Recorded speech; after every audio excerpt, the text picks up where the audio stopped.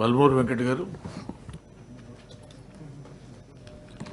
అధ్యక్ష, ఏదైతే సంబంధించి 3 పిటిషన్స్ ఉన్నాయి, జస్ట్ నేను బ్రీఫ్గా చెప్పి ఆ నోట్స్ ఆ పిటిషన్స్ని ప్రభుత్వానికి మీ ద్వారా అందజేస్తాను. ఒకటేమో టీజీపీఎస్సీలో ఎకనామిక్ వీకర్ సెక్షన్స్కి సంబంధించి నోటిఫికేషన్స్ డిలే అయింది కాబట్టి లాస్ట్ ఇయర్ సర్టిఫికేట్స్ అడుగుతారు కాబట్టి దానికి కొంచెం నిరుద్యోగులకి ఇబ్బంది కలుగుతుంది. సో దానిపైన మీ ద్వారా గౌరవ మంత్రి గారికి ప్రభుత్వం దృష్టికి పిటిషన్ అందజేస్తున్న అధ్యక్ష, ఏ విధంగా సమస్యని పరిష్కరించగలుగుతాము.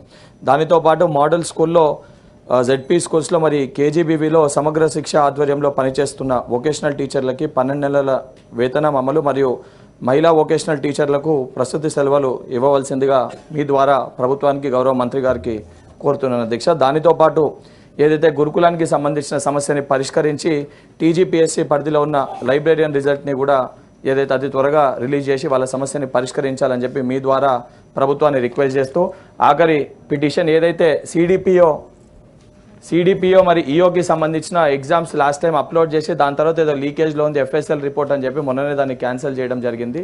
వీలైతే ఇన్ కేస్ ఆ పేపర్ లీక్ అయిందో కాలేదో దానికి క్లారిటీ వచ్చి ఏదైతే సంబంధించి కాకపోతే లేదా వాళ్ళకి టెంపరీగా జాబ్స్ ఇచ్చి దాని తర్వాత వాళ్ళు గిల్టీ ప్రూవ్ అయితే తర్వాత తీసే విధంగా కూడా ఆ రకమైనదన్న ప్రభుత్వం ఆలోచన చేసి టీజీపీఎస్సీని కూడా ఆ రకంగా డైరెక్ట్ చేస్తే బాగుంటుందని చెప్పి మీ ద్వారా గౌరవ మంత్రి గారిని కోరుతున్నాను.